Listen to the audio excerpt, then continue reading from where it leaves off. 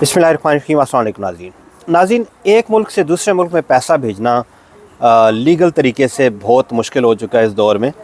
और बहुत सारे लोग जो कि मुख्तलिफ़ अपने जो एक्टिविटीज़ के लिए या इन्वेस्टमेंट के लिए या दूसरे किसी मुल्क में शिफ्ट होने के लिए तो अपनी प्रॉपर्टी बेच के वहाँ से दूसरी जगह अपना पैसा ट्रांसफ़र करना चाहते हैं या कहीं पे इन्वेस्ट करना चाहते हैं। तो उनके लिए एक बहुत बड़ा दर्द-ए-सर बन चुका है इस वक्त, और बहुत मुश्किल हो चुका है उनको लीगल तरीके से पैसे ट्रांसफ़र करना। तो उसके लिए लोग यहाँ पे बहुत सारे तरीके इख्तियार करते हैं, जिनमें जो मोस्ट पॉपुलर है, जो इंडिया, पाकिस्तान, बांग्लादेश या अंडर डेवलप्ड कंट्री में जो तरीका अपनाया जाता है वो हुंडी का तरीका, जिसमें कि आप किसी शख्स के थ्रू पैसे जो है उसे वहाँ पे दे देते हैं और वो पैसे आपको दूसरे कंट्री में दे देता है। लेकिन उसमें भी कुछ कबात हैं, जैसे कि एक उसमें रिस्क फैक्टर भी काफ़ी है। उसके अलावा उसमें जो एक्सचेंज रेट होता है वो भी आपको अच्छा खासा लगाया जाता है। तो आज हम डिस्कस करेंगे कि कौन से ऐसे तरीके हैं कि आप आज के दौर में जो है आप पैसे अपने जो है आसानी से ट्रांसफ़र कर सकते हैं।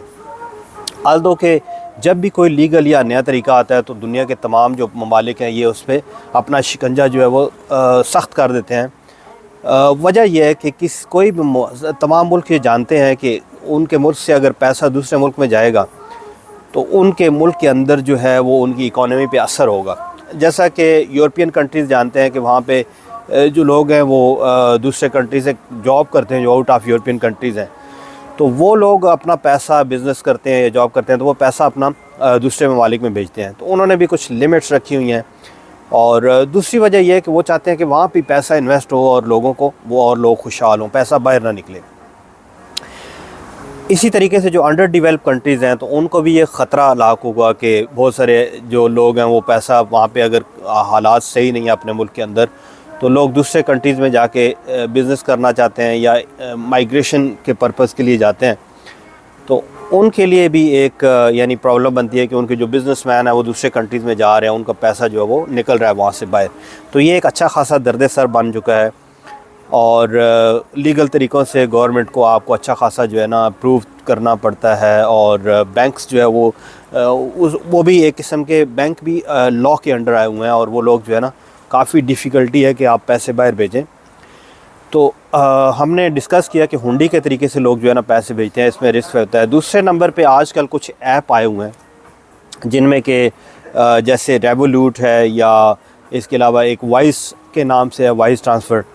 तो ये भी एक बैंकिंग सिस्टम है कि जिसके थ्रू आप जो है ना अपना ही पैसा आप उधर अकाउंट ओपन करते हैं और अपना पैसा जो लोकल बैंक होता है उससे कार्ड या किसी तरीके से ट्रांसफ़र करते हैं अमेरिकन डॉलर्स में या यूरो में, और फिर उस पैसे को आप जो है ना किसी दूसरे बैंक में ट्रांसफ़र कर देते हैं।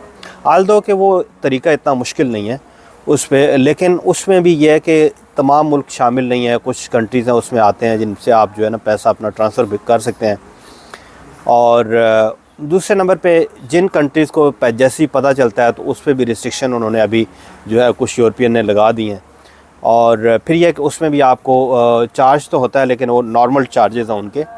उसके अलावा उन्होंने लिमिट रखी हुई हैं, लेकिन इसके बावजूद एक थोड़ी आसानी है कि आप अपना पैसा जो किसी एक लीगल तरीके से थोड़ा थोड़ा करके आप जो है ना तो वो शिफ्ट कर सकते हैं। यानी जैसे कि मेरे एक क्लाइंट है, उन्होंने पिछले दिनों अपने ही अकाउंट में इधर तुर्की में उन्होंने प्रॉपर्टी ली, तो वो 10-10, 15-15 हज़ार डॉलर करके तो अपने अकाउंट में शिफ्ट करते रहे और दूसरे कंट्री से, यूरोप से, और फिर बाद में जो है ना उन्होंने आके प्रॉपर्टी ले ली। तो एक तरीका ये भी है। उसके अलावा एक जो बिटकॉइन है अभी ये भी पूरी दुनिया में बहुत फेमस हो चुका है। और बिटकॉइन के बारे में बताता चलूँ कि स्पेशली यहाँ तुर्की के अंदर क्योंकि बहुत ज़्यादा इन्वेस्टमेंट आ रही है, लोग जो है वो यहाँ पे प्रॉपर्टी में बहुत इन्वेस्ट कर रहे हैं। तो उनके लिए अक्सर जो है ना यहाँ पे हमारे साथ भी ऐसा होता है प्रोजेक्ट पे कि लोग जो है ना वो पसंद भी कर लेते हैं, एक जो है वो एग्रीमेंट करने के बाद उनका पैसा ट्रांसफ़र करने के लिए उनको प्रॉब्लम हो जाती है। कुछ लोग डर जाते हैं कि कहीं हम किसी प्रॉब्लम में ना आ जाएं। तो इसलिए मैं यहाँ पे ये बताता चलूँ कि बिटकॉइन का जो तरीका है ये सेफ़ है। इसके अंदर आप अपना पैसा अपने मुल्क से ही वो बिटकॉइन के अंदर अकाउंट में आप ट्रांसफ़र करते हैं और यहाँ पे बाकायदा इनके ऑफिसेज़ ओपन हो चुके हैं जो कि एक लीगल तरीके से आप आते हैं। यहाँ पे रेट जो होता है वो आप देख लें कि किस तरीके से ऊपर नीचे हो रहा है, बढ़ रहा है। अगर रेट जो है ना वो ज़्यादा उसमें प्रॉब्लम अगर नहीं आ रही कि यानी एकदम उससे गिरने का चांस नहीं है, तो आप ऐसे वक्त में बड़े आराम से उसमें अपना पैसा रख के, तो हो सकता है कि आपको उसमें प्रॉफिट भी हो जाए।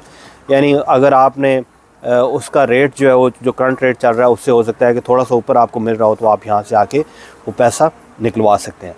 तो यहाँ पे बाकायदा ऐसे ऑफिस काम कर रहे हैं। मेरे क्लाइंट्स जो है, अभी रिसेंटली मेरे 1-2 क्लाइंट हैं, उन्होंने पैसा मंगवाया है और उन्होंने यहाँ से निकलवा के तो उन्होंने रेजिडेंस यहाँ पे करवाया, उन्होंने प्रॉपर्टी इन्वेस्टमेंट के थ्रू। तो ये एक सक्सेसफुल इसमें ऑप्शन मौजूद है। और जब तक कि ये कोई गवर्नमेंट जो है ना, या नई जो गवर्नमेंट्स हैं वो कुछ और चीज़ों पे रिस्ट्रिक्शन नहीं लगाती या पाबंदियाँ नहीं लगाती, तो उस वक्त तक मैं समझता हूँ कि अभी तक ये एक महफूज तरीका समझा जा रहा है, जिसमें कि आप अपना पैसा जो है वो उस बैंक में वहाँ से आप डाल के तो यहाँ से किसी भी दूसरे कंट्री से निकाल सकते हैं। कोशिश करें कि अगर आपके पैसे जो है आपने ज़्यादा यहाँ पे ट्रांसफ़र करने हैं, तो आप उसको बजाय एक ही दफ़ा ट्रांसफ़र करने के, तो आप उसे इंस्टॉलमेंट में या थोड़ा थोड़ा करके आप जो है ना वो कर लें। यानी आप पहले अगर आपने 4 लाख जैसे यहाँ पे इन्वेस्ट करते हैं लोग सिटीज़नशिप में, तो आप अपना जो पहली अटैम्प्ट है वो 30-40 हज़ार से 50 हज़ार से कर लें, और ऐसे धीरे धीरे करके आप जो है ना अपना पैसा तो वो यहाँ पे ट्रांसफ़र कर सकते हैं। तो ये इस वक्त बेस्ट वे जा रहा है। मैं उम्मीद करता हूँ कि आप लोगों को ये वीडियो पसंद आएगी। इंशाल्लाह नेक्स्ट वीडियो के साथ फिर हाज़िर होऊंगा। इस वक्त के लिए इजाज़त दें। अल्लाह हाफ़िज़।